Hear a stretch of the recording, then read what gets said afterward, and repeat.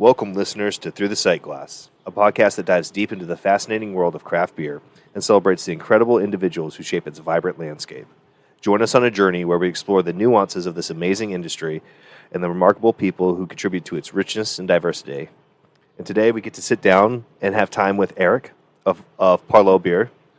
Did I say it right? Parleaux Beer Lab, yeah. Okay, Yeah, Parleaux Beer Beer Lab. Lab. Yeah. Apologies. Thank you. No, you're We good. we were saying parlay earlier, and people were like, "No, it's Parleaux." It's Yeah. Parleaux. Yeah. Yeah, Yeah. It's very broken French for by the water. Yeah. Parleaux. So. Yeah. Gotcha. But Eric, thank you for making time Yeah, for thank you us. so much. We appreciate it. Yeah. I know we just said your name. Could you introduce yourself and let us know kind of your role here at the brewery? My name is Eric Jensen. I am the classic owner, does all at the brewery. Mhm. Multiple hats. Right. So, owner, head of production, oversee a lot of the taproom stuff as well, and just kind of jack of all trades. Right. So- Head janitor. Yeah, exactly. Fix it, man. So, we're a mom and pop shop. My wife and I, my wife Leah, and I started this place solo. We don't have any investors or anything. And so we kind of wear all of the hats. And so, yeah. That's incredible. Yeah, and next month in April will be our 8th year anniversary, nice. which feels, it's crazy. It's been 8 years. Right. That's awesome. Yeah. Congratulations. It's goes by fast, but also feels like I'm 20 years older. Oh, yeah. But This industry can take it out of you, but it can put it back in some ways. yes, yeah, it's I love it. I love it so much. In particular, we have a young 6-year-old son, and it's really fun to have a small business that's neighborhood based and raising our son in. So it's a lot Yeah. of fun. So He gets to kind of grow up with it as the business grows. very much so. He very much thinks it's not cool to come to Parleaux anymore because he comes here so much. Oh. He's like, oh, I gotta go to Parleaux again. Yeah. I gotta eat more crawfish. So, There are worse things in the world, bud. I know. He's spoiled. Yeah, So. we got to come yesterday and enjoy the oysters that were here, and it was Oh, Yeah, nice, enjoy- Justin. Yeah, it was Justin's so great. phenomenal. Mhm. Yeah. And we got to talk to him about his oyster farm, which was Yeah. super awesome. Yeah. Justin is, Justin, the proprietor of Lady Nellie Oyster Farm. He's got an oyster farm down near Grand Isle, which is at the bottom of Louisiana. But Justin is he's a secret, like, Renaissance foodie in New Orleans. He's, a lot of people don't know he won, like, the National Cheesemonger Championship. He's got We didn't an- even know that. Yeah, he's got an Yeah. incredible palate.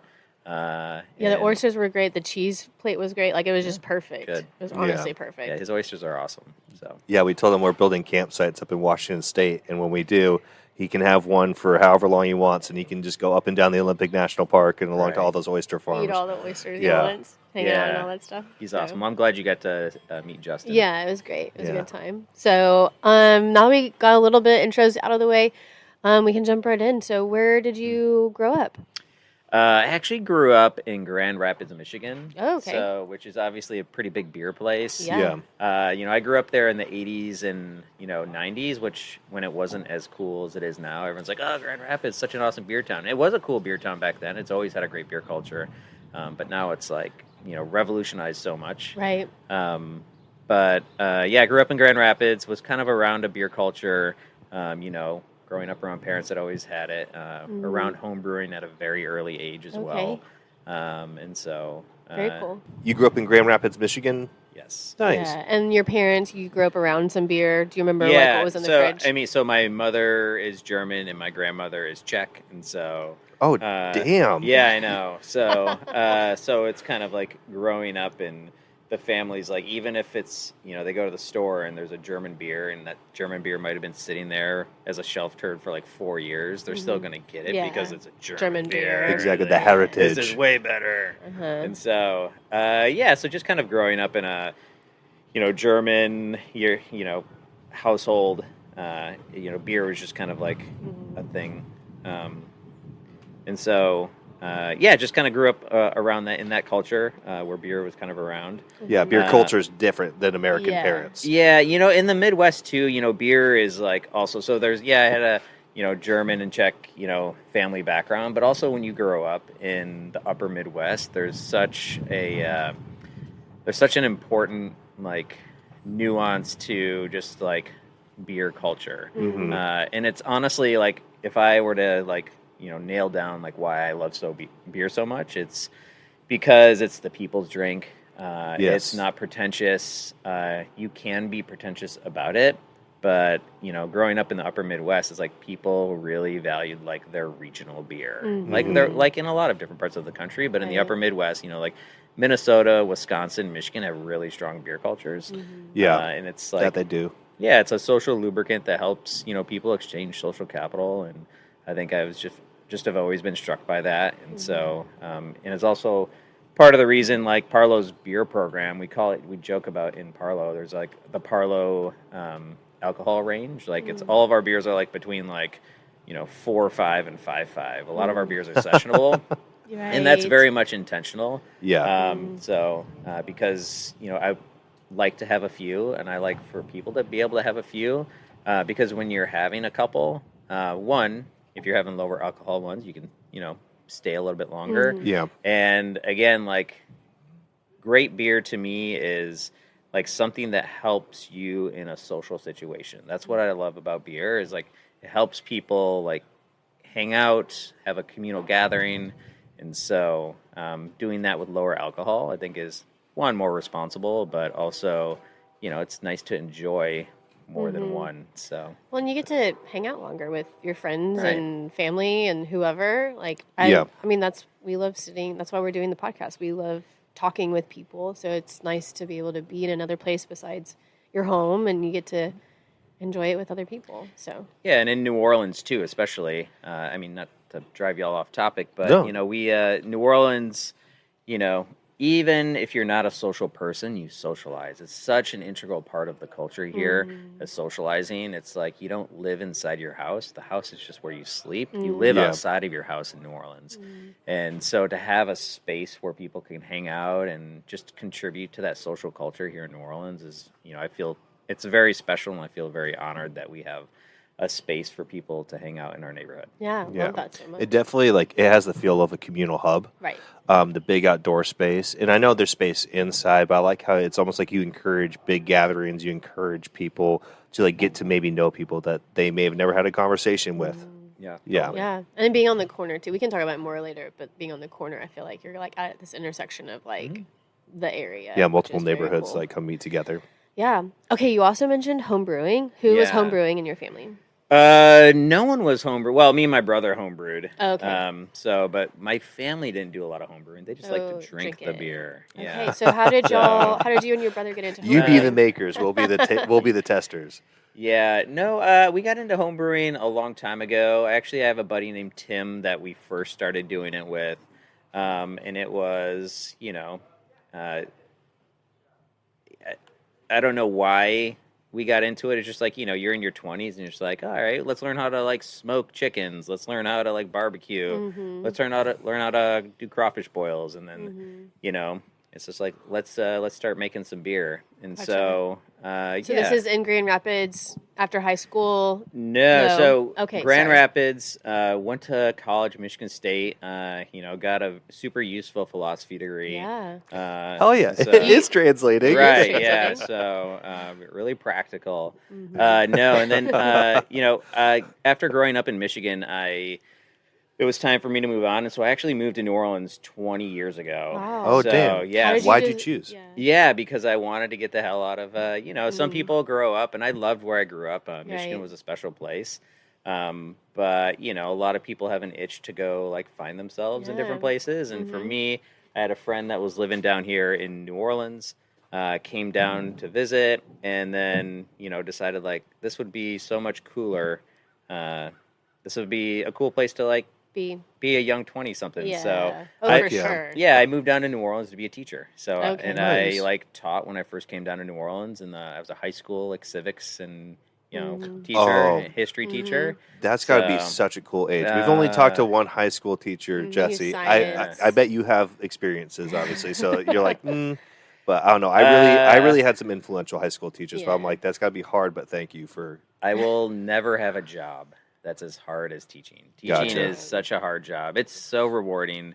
And some of the best bartenders I've ever hired are teachers, because you hire a teacher and they're like, this is so easy. Yeah. You could ask me to clean the ground with a toothbrush. This is so much easier than like teaching children. It's so rewarding, but it's Right. like, it's just Takes- So taxing. it's taxing, overwhelming. There's a lot of responsibility. There's a lot of stress, and you also don't get paid a lot. So Yeah. I was a teacher. I came down here after college in Michigan and became a teacher, and that's kind of like maybe it was just the stress of teaching drove me to start homebrewing. Mhm. I was just about to ask, So- how did that Get an transition outlet. go? It went great. It was awesome. It was super. So I started homebrewing and just got really into it. And, I have always loved science as well. And so it became like a creative outlet for, like my love of science. And so, we just, homebrewed a lot. And then I just got more and more into it. I had gone from being a teacher to working in like the nonprofit policy world and education. Okay. And was running a nonprofit down here in New Orleans that was doing some really awesome advocacy for out of school programming, but was feeling a little burnt out. And so, like 10 years ago, I turned to my wife and was kind of thinking about it. I'm sure a lot of people, when they go to bed at night and they're in a place where they're feeling a little burnt out, they think about what would be their happy place, what would be their own little small business they could open. Mhm. And for me, like the dream of like just a neighborhood pub, not like a big regional brewery or anything, but just having like a neighborhood pub that was like a part of the fabric of a community, just felt like a special thing. So I turned to my wife one day and told her like, hey, I'm burnt out. Like, what if we just open a goddamn brewery? And she was like, hell yeah. Love So that. Oh, that's awesome. And my wife is from Colorado. We met over Fat Tire. Oh, and gosh, yeah. Fat Tire 90 shilling. Love it. 90 Oh, shilling damn, yes. 90 shilling was her favorite beer. Yeah. And so she was a Colorado girl.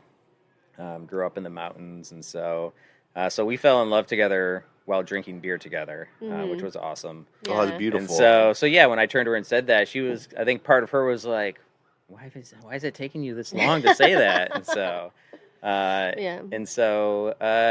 so that from there I like started building a business plan. I connected with and found a mentor, and kind of like slowly started to map out how to make it possible, while also continuing to connect with people. And then,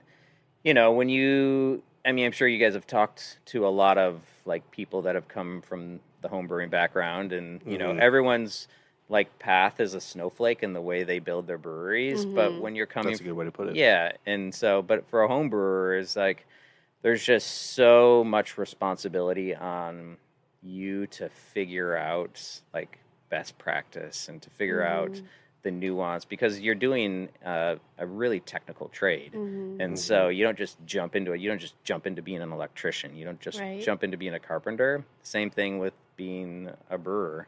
And so it was a lot of hard work. And, the first couple of years was a lot of like figuring it out. You think you know everything and you don't even know anything. And so relying on a lot of people. And what's cool about the beer community is, I leaned heavily on a lot of like new friends. And, a lot of them, I was, very lucky that a lot of those friends were very generous in helping me. But, when I decided to do this and I built our plan, we found this it wasn't an abandoned warehouse, but it was a warehouse owned by a super funky neighborhood guy who had some weird things going on in it. And it was on a train track, and so it was hard for him to get rid of. And so, we're very lucky we bought this piece of land. It's an 18,000 square foot plot sitting in a really cool New Orleans neighborhood with a 2-story warehouse and a shotgun house attached to it.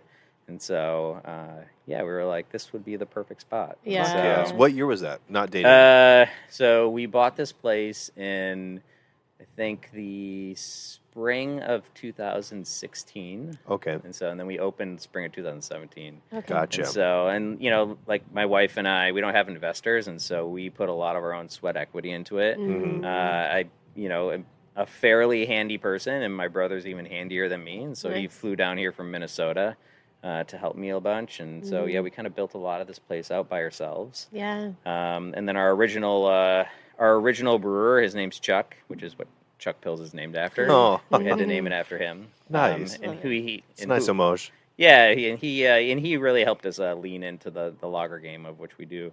It's part of our signature kind of if there are some signature beers we do a lot of Euro style lagers. But Chuck really helped us with that. But he helped us build this place out. And so yeah, we're still, even 8 years later, we're a pretty small brewery. I mean, we're a staff of 6 or 7 people. Yeah. We're not very big, and Nice. so we run on a real thin staff. So a lot of people have to do a lot of things. But yeah, so we decided to take the leap of faith. I decided to leave my career of 15 years and just like kind of put it into a trunk and close it up and locked it up and said, let's open a new trunk. And so yeah, Amazing, terrifying, but amazing. Like very terrifying. I think if like when you look back on some people's lives, like I'm sure there's people who are like, man, I wish I would have done that thing I thought about and like seen it through and seen what it could have been and whatnot. So like for y'all to do that, like that's super amazing and really cool. Yeah. Yeah, I mean, I think we were fortunate with timing too. I mean, we kind of opened when kind of maybe craft beer was starting to peak. And then also I think we've just made some decisions. Well, I think we've made some decisions over the last 8 years that have been helpful for us, especially with the beer market like changing in a very real way right now. And, there's a lot of friends that are, really trying to figure out how to make their breweries work. I think we've made some decisions that have been really helpful for us. And I think given the current like landscape of beer, we're just in a really solid place. Yeah. So, Yeah, that's awesome. I think to speak to the beer market changing, I think a lot of customers and buyers, especially younger customers and buyers like Gen Z and above, they want a brand that I think has like reputation, like history to it. I think everything's been so cookie cutter, and we've seen it go. I mean, the 2010 to 2018, 2019, you could say you had a lot of breweries that were that. It was like, oh my God, craft beer is on the rise. You can literally just do cut, copy, paste.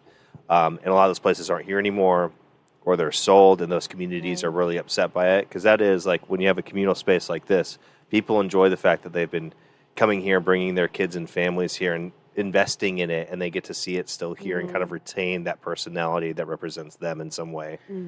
Yeah, I mean, for us, it's like, if you're sitting here right now, it kind of like our beer garden looks a little bit like a DIY backyard. It's like, there's some rusty shipping containers back here. There's like some citrus trees. There's some like, I love you have so much foliage here though too. Yeah. Like it's so nice. Like the shade that you have, I'm sure that helps during the heat of the summer and everything. Like it's just it doesn't feel like you're like half a mile away from the French Quarter. Yeah, like a mile away. Yeah. Mile. Yeah, Like, it also doesn't make you feel like that. you're right next to a train track. Yeah, only if you hear it. I mean, if you're here and if you were to be here in 2 months, I mean, the green foliage would be like Poppin'. Exploding. times X, Yeah. 10x. But I mean, that's also what drew us to the space. It's when you're opening a brewery, you're looking at all these pieces of real estate. We're in New Orleans. We're in the heart of New Orleans, and any city can feel a little bit like a concrete jungle. Right. And we came across this like super funky, weird plot of land that had the guy that had owned this place before us was a little bit of a doomsday prepper. Okay. And so he had planted a lot of things back here. Okay. And so, but when we saw it, we were kind of, it's when you're in a city, it's nice to be able to escape to somewhere where there's lots of green, lots of foliage. And so that's what we didn't want to change a lot. And also, we didn't have a lot of money to pay like an expensive landscape architect to do a lot of things. Yeah. And so what you see here is just kind of like what we've kind of scrapped together. And, we've built up, now that we've been open 8 years, we've had the opportunity to spend money back here. But our regulars are like, don't change it too much. We kind of like the feel of this like scrappy backyard. No, So I would agree. Like I would say like rustic, but it's not poorly done. No. I mean, like even if you didn't have a budget, it's like it doesn't look like anything's going to hurt or harm you. Yeah. Yeah. We've been in some DIY backyard breweries things where it's like, oh, you might need a tetanus shot if you like cut yourself on that. Be close. But I think the Oasis, like you said, like being able to be so close to what New Orleans is like known for, that French Quarter, like all of that, like literally to be so close to that, and you could sit here and not feel like you're even like you could walk there if you wanted to. Yeah. But like you could come here and like I don't know, it is so calm. Like we're sitting in the middle of the tap room, right, or the outdoor space next to the tap room.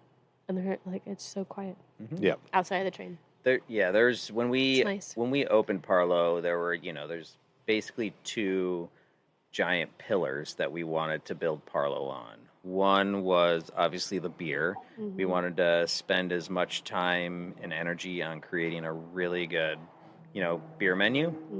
But the other part that I think is still equally as important for us today is we want it to feel like a friendly, safe place for all different types of people to come here and hang out. Whether you're, the stereotypical family with 2 kids, or whether you are living a funky bohemian New Orleans lifestyle, like you can all come in here and hang out and Love that. have just a cool place to time. sit down and hang out. Because again, we're in New Orleans, and Yeah. you could strip the music away, the food away, the alligators away, but you could strip all that away. And what really, to the core, I think what makes New Orleans so special is the people here are so incredible. If you're walking by a barbecue or crawfish boil, you're invited, even if you don't know them. It's just the people here are so special, and a lot of people don't have a lot, but what they do have is like an incredible energy, a communal energy. And so we wanted that pillar of having a space for people to hang out was just as important as making a good lager. Oh, I love Nice. that. That's so cool. That's such a good way to put it. We definitely feel like this is such a welcoming city. We see why so many people, come here. Alex at Meow, we were talking before the podcast. He says, a lot of people come here to hone being a better chef or being a better bartender or whatever it is, and it's because there's so many people here that are willing to share trade secrets or teach you. It really is just super welcoming. Yeah, we love it so much. How did y'all come up with the name? Oh geez. Oh man. I hate naming our beers. I hate coming up with a name for the brewery was, I don't know how it happens. We had a bunch of different names that we were coming up with, and none of them felt right. And then my wife, who had, taken 10 years of French, and, we're, the brewery is in the Bywater neighborhood. And so we were just kind of doing some wordplay, and, a very literal way to say by the water is Parleaux. And so we're like, oh, that's interesting, Parleaux. And, in, Acadian French or in South Louisiana, we love to put an X at the end of EAU. And so go Tigers, go Saints is GEAUX, not GO. And so we're like, let's put an X on the end of there. And so it's Parleaux isn't actually a real word, but it's a broken way of saying by the water, which is both. We're literally by the water. Literally, yeah. It's and you could almost throw a rock into the Mississippi River. And we're in the Bywater neighborhood. So it just kind of felt right. And also, you're opening a brewery and you have such decision fatigue. At a certain point, you're just like, screw it. We've seen the name. Parleaux is definitely let's do Parleaux. Sure, great, Parleaux. Let's do Parleaux. love it. I think it's so unique, and I love y'all's logo is so cool with the hop, and then it's a water droplet, right? Yeah. I love it Very so simple. much. Yeah, it's so beautiful. I remember looking at it before we came, and I was just like, that is, and even on the glassware, it's. Yeah, I love it. Yeah, some people call it a lotus flower. Some people call it gotcha. a peacock. I mean, I definitely can see that. It's cool to see people's different interpretations, honestly. Yeah, definitely can see that. Either way, it's still beautiful. Yeah. Lotus. Peacock, those are all beautiful. So I mean, thanks. Yeah, our friend Nathan did that logo for us at the very beginning. So it was a fun thing to do. We're a mom and pop shop, so we don't have a lot of money, and so most of the design stuff you see, we've done ourselves. Oh, awesome! A lot of the label art is, I do. I taught myself how to use the Adobe package during COVID because I was like, gotta do this. We can't afford to pay an artist every label. Right. And we're the type of brewery that we have new releases all the time, so we need new art all the time. And it was just like, I can't pay someone all this money every time. Yeah. So let's figure out how to use Illustrator and Photoshop. Hey, I love that. We didn't even know how to podcast. And here we are. Yeah. You're our 50th Learning. place to go to. And so necessity is, and learning new skills. Yeah, learning new skills is great. So kind of that's a nice transition. making labels all the time for new releases. For your beer program, do you have core beers, or is it just whatever that you decide to create and offer, that's what's available? Yeah, so kind of where our beer program. So I'd say, so we've been open for about 8 years. For the first 4 years, we were making lots of new beers. It was like how a lot of brewers were doing it, like weekly releases, like, and so we did a lot of that. But after 4 years in, a couple things happened. One, we bought a canning machine, and so we weren't just draft only. We were starting to can things. And then also, too, after 4 years, you kind of see what people are gravitating towards. So now, fast forward to today, 8 years later, basically our beer program is made up of, it's probably like 70% of our beers are beers that we have made before, but aren't necessarily always available. So for example, like our European, we always have like European like influenced Pilsners on them. But it's not always we might not always have the Czech or Bohemian like Pilsner on. Gotcha. It'll go from like the Czech inspired one to the German inspired one to the Italian one. Even our American Pilsner is more Euro style than American. But like we always will have some of those Pilsners on. And so same thing with our IPAs. Like there's a lot of them that we'll make, and then 30% are new ones that we're coming up with. So, but like this alternative modes that we're drinking right now was a happy accident that happened like 4 or 5 years ago, and we make it once a year, you know? So a lot of our beers are familiar, like 70% of our beers are familiar that return but aren't always available. Gotcha. And so for a lot of our regulars, they're like, oh, alternative modes is back. Awesome. We haven't had that. I can't remember the last time you've had it. It was probably a year ago. And so that's cool. I love that. Yeah, and you had 4 years to build up that repertoire and like have that like I guess recipe development and like recipe book of like beers. So now you could to like rotate through them. That's pretty cool. Yeah. And I'm a big proponent of like seasonality in beer. Yeah. I think it's I wouldn't say a shame, but when you live in a world where everything is, you can have it all the time, it loses that luster, that shine, and the reason why you got excited for certain seasons, certain holidays. And so I think that's awesome that you're like, oh yeah, I know you love this. It'll be back, just not right now. Yeah, and so and this week, actually this Thursday, we have one that is a really popular one. It's our Mexican-inspired lager.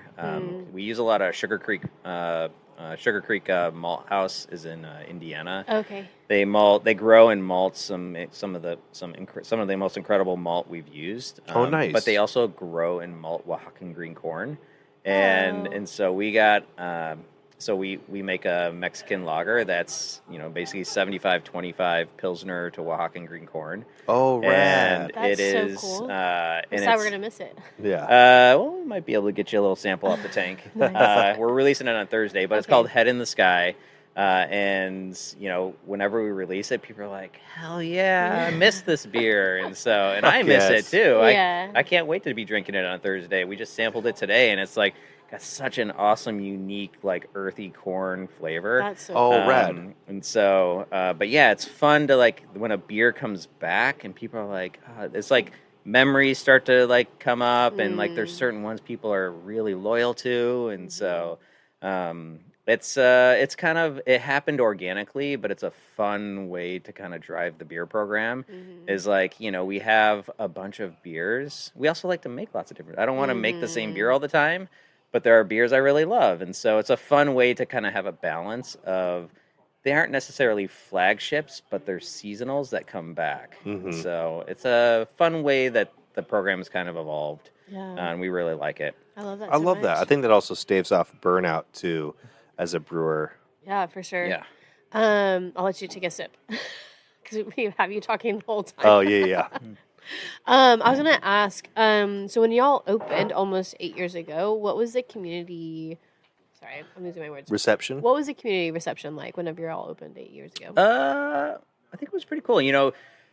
Louisiana has some of the worst beer laws. I know a lot of states say that, and I would put Louisiana up there too. Like Louisiana has some really bad beer laws. I mean, I think we're 49th or 50th per capita in breweries. And even New Orleans, there's like 7 or 8 or 9 breweries in the entire city. And so there's not a lot of breweries. So I think the reception was, but that also means there's not a huge beer culture here that's established. And so I would say We had a great reception. We're in a really cool neighborhood. The Bywater neighborhood is adjacent to the Marigny, and both neighborhoods are just like a really kind of like funky, fun, very quintessential New Orleans neighborhood. And so I think people were happy to see it. We had a really warm welcoming. And so, we're Fuck yeah. yeah, I would, we have, like a lot of breweries, we have like a Cheers like core of regulars that come in here. And, a lot of them are, families. And so what's cool about New Orleans that I, for the life of me, don't understand why the rest of the country doesn't get it. But, like around 5 o'clock today, we'll have dog walkers and we'll have families coming by to get roadies to go on walks. And so people come by and get either drafts or a 4-pack. So they're taking their kids on a walk or they're taking their dog for a walk, and they come by and we just have like a fun little 5 o'clock happy hour crew of neighbors that They're come just going in. and walk. Yeah, they're just coming to get a beer to walk go around. in a plastic cup or a 4-pack and a can. Yeah. Just to walk the neighborhood with their beers. Love 100%. Because that's how, especially people with kids, as parents, that's the way you can socialize is you have to entertain the kid, or you want them to be out, and you want to go outside too. So it's like being able to do that. I never would have thought of that. It's like every neighborhood should have their own sort of like laws about how open container works, but that'd be so Just, great. like, going on a walk. Yeah, I mean, it's, I don't know. I mean, you can be a responsible citizen and still, have a beer on your walk. And so 100%. Yeah, people already do it. They just do it in concealed ways. And so, Yeah, hydro flasks. right, exactly. Stanley's.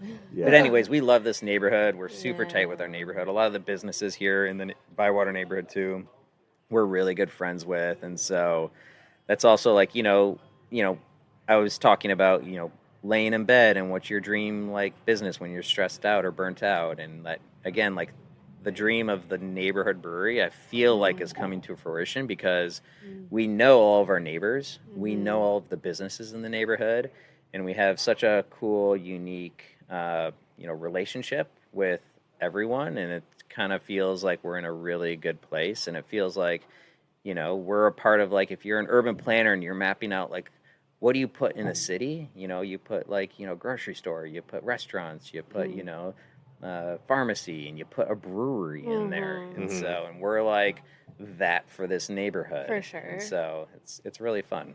That's really awesome. I love that story. Like, just being able to hear you at one point in time in your life, laying next to your wife, being like, let's open a brewery. This is what we want it to be. And like, here you are almost 8 years later with that through like all the things that have happened through the last 8 years. Yeah. We haven't even talked about any of that, which is totally fine. But like, insert a kid into that story and too. and a kid, like, that's like such an incredible thing. And again, like taking that leap and being like, let's see what happens, because I don't want to not try. So I don't know. Yeah, no, I would That's agree great. with you. And I think seeing it come to fruition where you're able to say, like, I enjoy the fact that we are this like communal hub for this neighborhood, for anybody to become welcome, to gather here. Like, that is, for us, our goal is to have like a beer cafe with like a 3-barrel system in the back that I can tinker and fuck around with. But I've always, that's why I love this industry, is like the community, all the alienated people or misfits or whoever it was, you could always Anybody and find everybody. something to relate over a couple beers with. And I'm like, Right. yes, I love that feeling. And in the Bywater, there are all walks of life that live in this neighborhood. In New Orleans, you can be whoever you want to be. Yeah. That's one cool thing about the city. And those people that want to be come and hang out in the backyard, which is like another reason. It's also why my wife and I love raising our son in New Orleans. Is I think some people might twist it the other way around, but we love raising our son in a place that is just like has all walks of life in it. He gets exposed to so many different types of people, and so it's just a fun place. Yeah, we love it. We want to spend more time. We're only here for like 2 days, so we're kind of sad about that. But so we'll need to like gotta come come back. back. We'll definitely and, come back. spend more time, because it is so cool and there's so many fascinating things to see and do, and so many things to eat and people to meet and Right. And Yeah. and we take a Yeah. lot of inspiration from that. I mean, and we're in Louisiana, we're in South Louisiana, and so our beer menu is very much influenced by place. And so, when I have the German and Czech background, but that's, a big part of our program is, we make a lot of lagers. That's just what we do. Yeah. And we've been doing it since the beginning, and we do it not because of my family background, but because I think lagers are a great place for South Louisiana is a great place for lagers. Yeah. We have a climate that is built Very for good them, climate, and yeah. so And the food too, right, right? exactly. Yeah. Like whether, I mean, our food is Flavor Town. It can be over the board, all with flavor. And so, it's hot, it's humid, it's sultry. We like to socialize, so we need to have more than one. And so, having sessionable, really well-made lagers has been a focus of ours from the very beginning. And so, again, we were talking about the social, like the beer garden part of the pillar of Parleaux, but the beer program pillar as well is like our menu is very intentionally designed for like where we live. So we obviously, I'm a brewer, so I love to drink lagers, but that's not why we have lots of lagers. We have lots of lagers because I think they're appropriate for South Louisiana. Right. So, Yeah. It's cool to see that intent on the local microcosm. I think people sometimes take the approach of, this is what I want my business and my personality to be, and maybe forcing it is the wrong adjective to use to describe it, but like I feel like sometimes that could be the attitude. But it's like you have respect for that, and you're like, for this part and where we're at, what will work best for what is offered and what is here. And it is great. Like crushing 4 of these and then going walk to food on a super hot day is like some of the most refreshing you'll ever fucking get. Yeah. I mean, I love it, and it's like I said, so intentional for the way we design our menu, and so we've spent a lot of time on it. Yeah. I love that so much. It definitely shows it's well executed. Yeah. Thank So you. with that, outside of actually like this area in Louisiana, the southern part of Louisiana, where do you draw some of your inspiration? Do you create all you have? It sounds like you have a good recipe book of beer. So Yeah. where do you get some of that inspiration from? That's a good question. I think obviously there's a lot of talented brewers out there, and so we draw because, well, that's a hard question to answer because there's just so many places. Yeah. So I think that part of it is living here in Louisiana. Like we live in a really awesome food culture, but also like you have to make good food here. Yeah. You can't get away with making bad food, and so having like that culture of like setting your bar really high is important. So step one is just like having a high bar, and what that means is like no matter what you're executing, like we do a lot of lagers, but it's not like there's like Cloudburst, they make awesome IPAs, or the closest brewery to my wife's house in Colorado is Cannonball Creek. They make some of the best West Coast IPAs in the country, or Jester King in their mixed culture program. Like, I look to those places and I listen to their interviews, but also it's just like for yourself, it's setting a high bar to try to execute. And so it is doing your homework. It is like challenging your sensory, and so there's all these little things to do. It's challenging your process, Right. and so for me, why I love being in a brewery and on the brew deck is because there are infinite permutations to making beer. So even the simplest beer, even making your basic ass lager, like there are infinite permutations in the way to make that, and it drives me nuts to think about all of those permutations. And so we, me and my team, my head brewer Brad and Krisha, we are meticulous about what we do. And so I think my inspiration is like we live in a city with high expectations in food culture that also needs to be here for beer. And so especially because it's pretty new for this area. It is, and I, like I was saying, we lean into the lager because I think it's great for our climate down here, and I just so want like other breweries to like lean into it as well. Yes. So it's I just raising the bar for the way you do things is so important to us, and so that we think about it all the time. And so, you guys were very generous to bring us some beers, and I know some of those beers, and they are from breweries that we respect a lot. And so, I'll sit around with Brad and Christian, and we'll talk about those talk about the beers. beers. And again, goes back to why I love beer so much. Like, I can sit down and have a beer, and it helps like lubricate my social experience.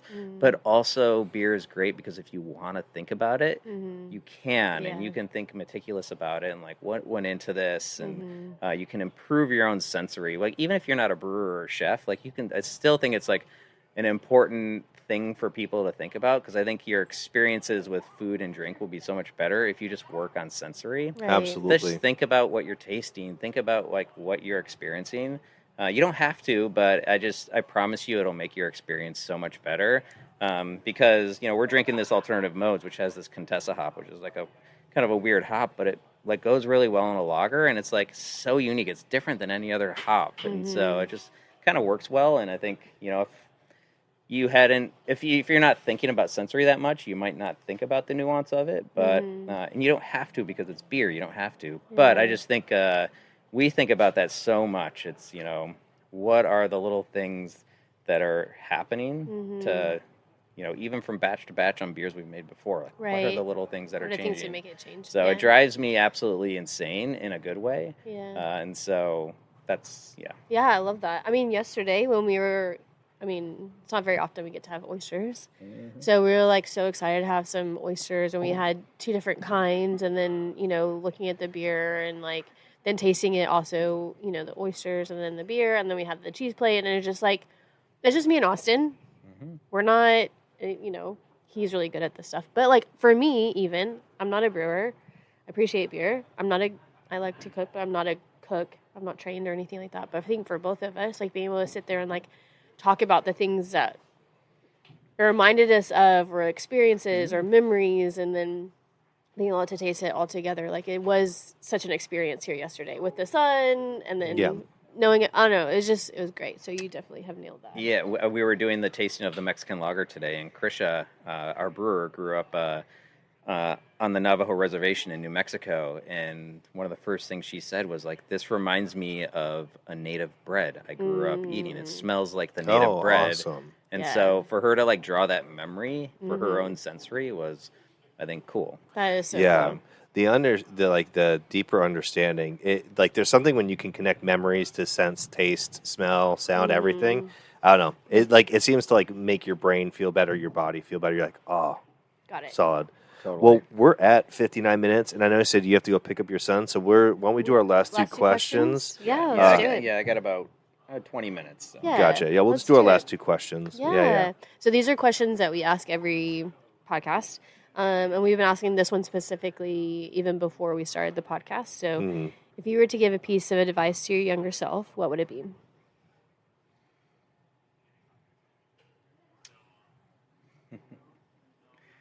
Oh, man. We've really stumped the last few people. I know. But it's great, though. Yeah. I think getting people, because it is. I know there's a lot, and sometimes the question can be really weighty or overwhelming, and sometimes it doesn't need to be that deep.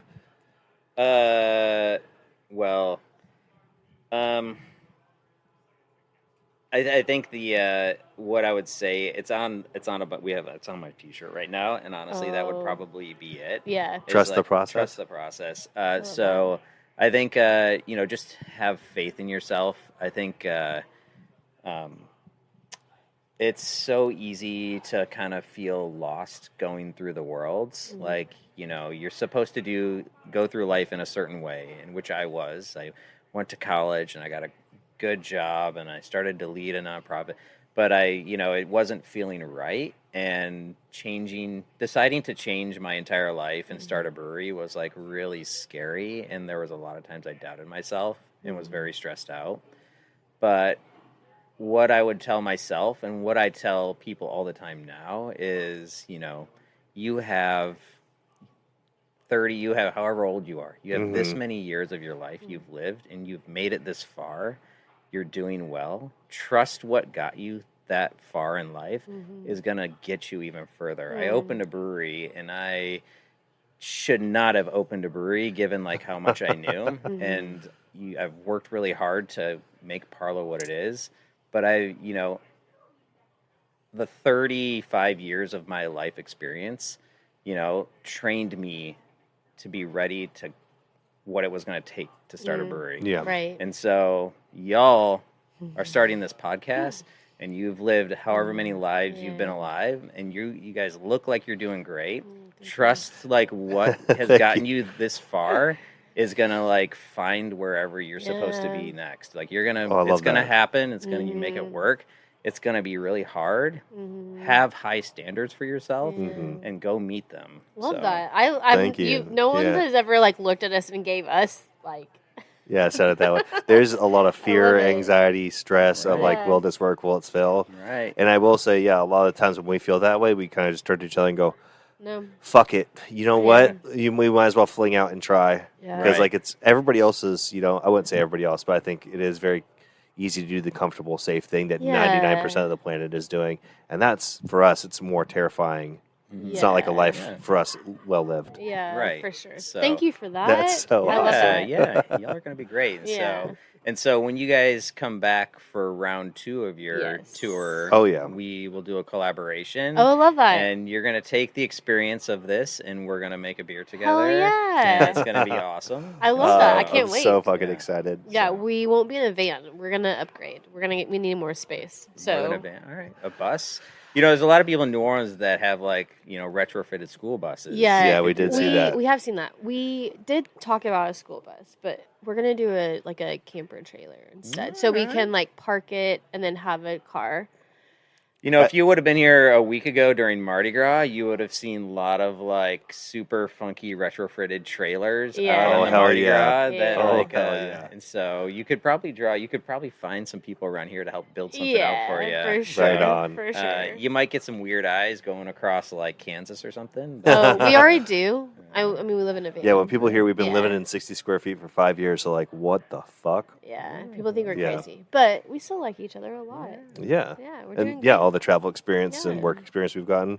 People we've met. Yeah, wouldn't trade it for anything. Yeah, I'm very envious of y'all doing this, being able to meet people from all over the country. I just had one of my very best friends just ran across the country. Very cool. 50, God damn. Yeah, 50 miles a day for like 68 straight days.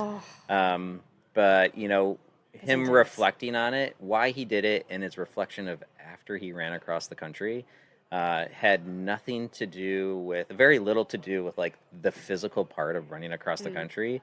When he ran across the country, he met all different types of people that have these different backgrounds, from a postal worker in rural Kansas to like someone that owned a costume shop in like urban Columbus, and the stories of him meeting all the different people was the run for him. Yeah. It wasn't the like physical part. Yeah, So, that's amazing. Oh, that's so cool. It feels like that for us too, a little bit. Yeah, we definitely. We have no physical goal. I assume drove. I'm the only white bearded guy you've interviewed. Oh, of course. Yeah. I mean, Right. of course. Yeah, no pretty one much would. cut, copy, paste a brewer. Right. Yeah, we have been able to talk to a lot of different people. Yeah. Because we've done a few. We did a malt house, and we've done like some like beer cafes. I know it says craft beer podcast, but it's like the whole industry. So we've Yeah. reached out to anybody that We did I a think cidery, like an has a actual fun wine story place. to share. Cool. Yeah, so Yeah. it has been so cool. But everyone has such, like you said snowflake experience to open a brewery, and I feel like that is like we've talked to 50 people now, and they're all different, and that like we could talk to a million more, and they'd all be different. So it is very unique, and how the place and the time and the people. So we love it so much. Yeah, I will say, even though the industry feels like it's in a little bit of a tumultuous place, it's still a very special industry. And when I talk to friends that are in different industries, like it's still such a collaborative place, and it's like, and it's not even like big hype breweries are with big hype breweries, and little breweries are with little breweries. It's like all different types of breweries communicate with each other. We just did a big collaboration for us with Burial, and Burial's coming down here to do a collaboration with us very cool. nice. next week. And so it's fun. It's like Doug, who's one of the owners of Burial, is like a super awesome guy. He was our lawyer that helped us open this place, and so awesome. so it's yeah. like it's such a, it can sometimes feel like a big world, the brewery, because there's so many breweries. But when you start to think about it, it feels like you're only 1 degree removed from most it really breweries. is. And so I can like call up, whether it's like Brew Carré, which is an awesome brewery just down the road. That's an even smaller place than us, but makes awesome beers. I can call them for a question. I can call Doug from Burial, or all the types of breweries in between. And, 99% of the time, they're going to be like, hell yeah, let's Very yeah, cool. that is very special. Well, we do love that so much. I love that so much. So 100%. with that, so we're March. Can you believe it? March 2025. This will probably come out later, but of course. So for the rest of 2025, what are you excited about? Any like your anniversary? Any parties, collabs? Anything going on in 2025 you're excited about? That's a good question. I feel like this is probably a bad answer, but I am excited to be refining the beers that we have. So right on. Our head brewer, who's been with us for 5 years, his name's Brad. He's a really, really talented just person in life, both chef and brewer. He's leaving us to move to Denver, and he is just where Parleaux is today. He has professionalized us in ways that I could have never done myself. And so I'm excited to see that execute itself in our beer program, the consistency. So Nice. we didn't talk about it at all, but 20% of our beer program, or 10 to 20% of it, is mixed culture. When we started Parleaux, I was the home brewer that was into like mixed culture brewing, and they don't sell a lot, but I still love them, and it will always be a part of Parleaux. And we have some amazing things coming out from our mixed culture program. I'm excited about, including next week we did a collaboration with Burial last year. We made basically a European Pilsner, fermented it out, put it into a foeder with 2 of my favorite Brett strains, and let it age in the foeder for a year. Took it out, did a little dry hop on it with some hops we like, and so we got like it's like a crisp, clean, like bright lager with undertones of Brett Saison. Oh, that's cool. Oh, fuck So it's like, and again, like the design of it was thinking about, we're in Louisiana, like, what would a Brett Saison, like kind of this funky thing look like, and be Louisiana, thinking about Louisiana, what would make it a place for it to be. And so we designed this fun recipe. How can we basically make a Brett lager? And that's what we did. Oh, and so that's so coming exciting. out next week, and we're really excited. cool. So we have things like that coming out. And because New Orleans is such a young beer culture, introducing them to things like, Brett beers, introducing them to things that they might not have had before in a basic domestic program has always been fun. And we still, to this day, we get people come in and they're like, they look at the board and they're like, I'm not really an ale guy, and, can I get the porter? And it's like, and now in watching people come along and learn about beer more, it's just like, it's so fun to like introduce people to like more than just basic domestic beer. For sure. Right on. And the Southeast is like still a stronghold for domestic beer. It's one of the last frontiers for domestic beer. And that is, every day that there's a dent put into that. And so I love that. That's awesome that you get to be a place to like educate and have people experience. yeah, it's fun. Yeah. Well, thank you so much for inviting us to your space, or Seriously. hosting us, I should say. And it's been such a joy to hear your story, and we're excited to share. Share. Been such a blast. Yeah, I hope it was helpful. So. Yeah. No, it absolutely was. This fills our cup. Yes. This fills our All right, cup. the For cup sure. is full. Actually, it's empty. Let me fill that. Awesome. Thank you so Right. much. Cheers, Yeah, friend. cheers.